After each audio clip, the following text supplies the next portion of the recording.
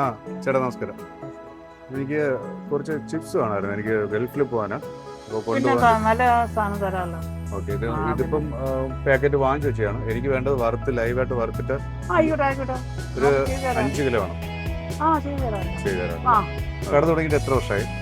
ഞാൻ ഇവിടെ 8 വർഷമായി. 8 വർഷമായി. കച്ചവടമൊക്കെ എങ്ങനെ പോകുന്നു?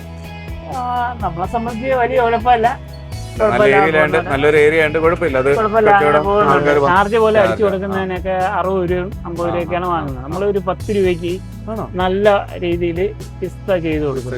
10 രൂപയ്ക്കോ? 10 രൂപയേ ഉള്ളൂ. പാലിൽ പാലിൽ തന്നെ ചെയ്ത് കൊടുക്കുന്നുണ്ട്. ഇഷ്ടം പോലെ. നമുക്ക് അത് വൈകിട്ട് ഒരു ട്രെൻഡാണ്. ഓ അടിപൊളി. വൈകിട്ട്. അടിപൊളി.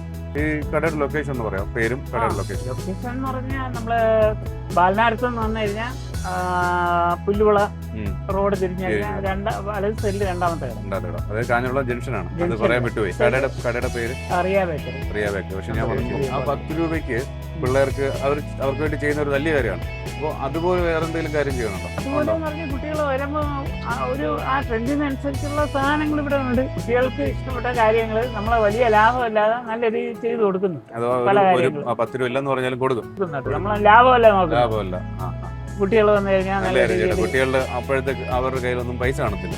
അപ്പോൾ അത് ചെയ്യുന്ന വലിയൊരു കാര്യമാണ്. എന്തായാലും താങ്ക്സ് ചേട്ടാ.